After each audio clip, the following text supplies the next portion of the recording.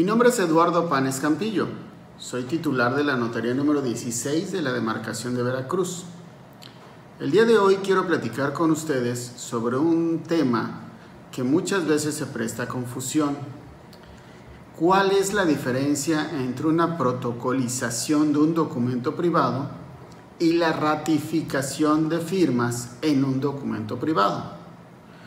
¿Por qué es importante establecer cuáles son los alcances jurídicos y cuáles son las diferencias entre estos dos tipos de trámites? Todos los días se nos presentan en las notarías la situación de que llega un cliente y nos pide expresamente a los notarios: señor notario, quiero notariar este documento. Híjole, ¿qué significa notariar este documento? Obviamente los clientes llegan sin saber expresamente qué es lo que necesitan. Cuando se nos presentan estas situaciones, los notarios obviamente tenemos dos opciones. En tratándose de documentos privados, lo podemos protocolizar o podemos ratificar las firmas. ¿Qué significa una cosa y qué significa otra? ¿Qué implicaciones, qué consecuencias jurídicas tiene? ¿Para qué sirve uno y para qué sirve el otro? Bueno, son cuestiones simples, pero que vale la pena. ¿Qué significa una cosa y qué significa? Protocolizar un documento literalmente implica transcribir el mismo en el libro del protocolo que está a cargo del notario. Esa transcripción del documento privado en el libro del notario implica y tiene la consecuencia jurídica de que el documento ya se convierte en un instrumento público. Deja de ser un documento privado y adquiere el carácter de instrumento público. ¿Para qué sirve esto?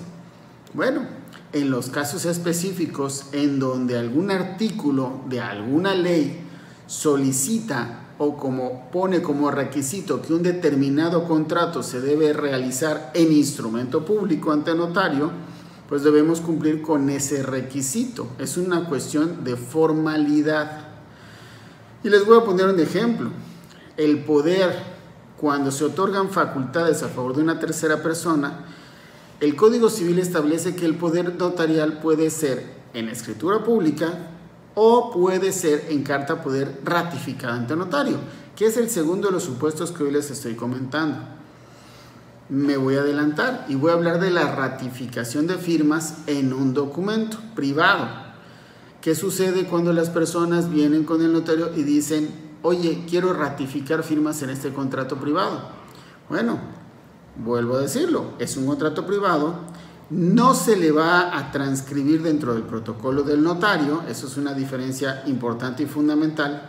Por lo mismo, no va a adquirir el carácter de documento público, y ese documento privado lo que va a hacer el notario es ratificar las firmas. Es decir, lo que sí va a hacer el notario en su protocolo es poner una razón de la ratificación. Esa razón de la ratificación lo que dice expresamente es que el notario identifica a las personas que están en su presencia, que le dan sus datos generales, los cuales quedan expresamente plasmados en la ratificación, que ratifican el contenido y las firmas del documento, y el notario certifica que además de que las personas que le dan, que tienen capacidad jurídica y que firmaron en su presencia este documento.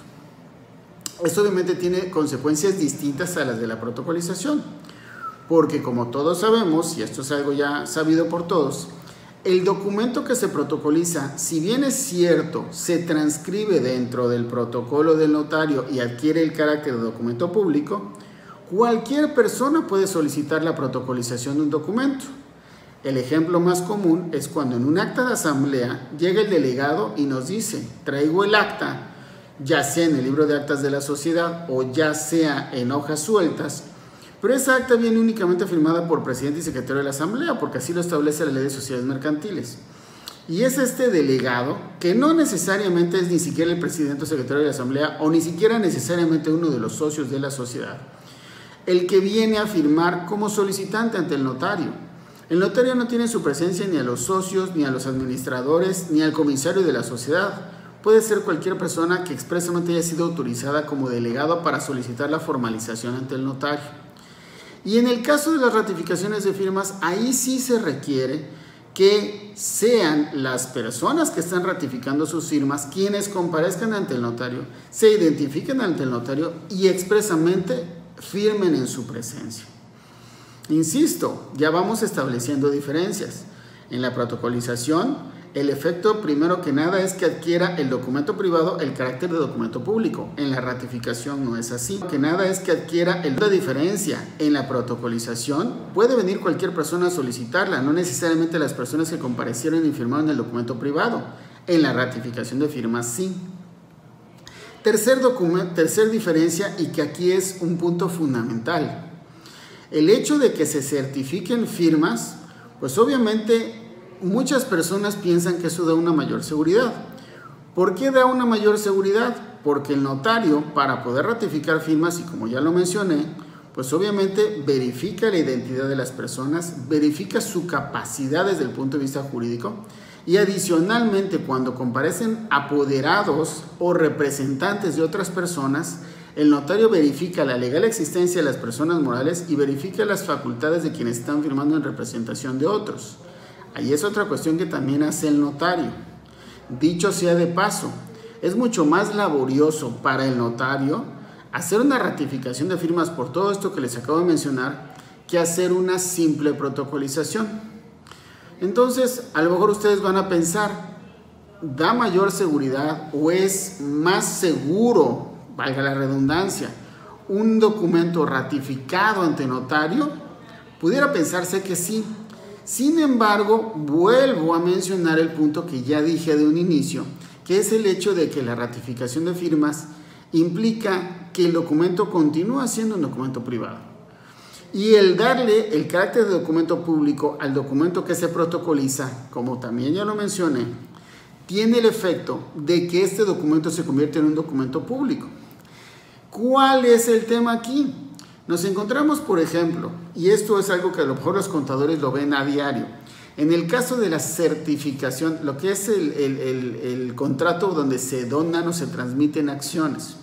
Si ustedes me dicen, oye, yo normalmente hago las donaciones de las acciones de mis clientes en contrato privado y se las mando a un notario para que nada más ratifique firmas, mucho cuidado, señores, ¿eh? El artículo 2277 del Código Civil establece que las donaciones, aún de bienes muebles, como es el caso de las acciones, deben constar en escritura pública cuando el valor excede de 200 pesos.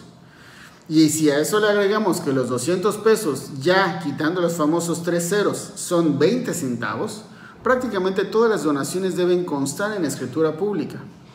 Y el hecho de que deben constar en escritura pública implica que para efectos de formalidad, esas donaciones de acciones que ustedes normalmente hacen en contratos privados no sirve, entre comillas, obviamente es una cuestión de formalidad, no sirve si se ratifican las firmas, por mucho que esto nos dé una mayor seguridad jurídica, porque eso da certeza de que las personas efectivamente firmaron. Se deben otorgar en instrumento público y por lo tanto es más seguro si se protocolizan para efectos de la formalidad. Para efectos de seguridad, definitivamente certificar firmas es muy bueno.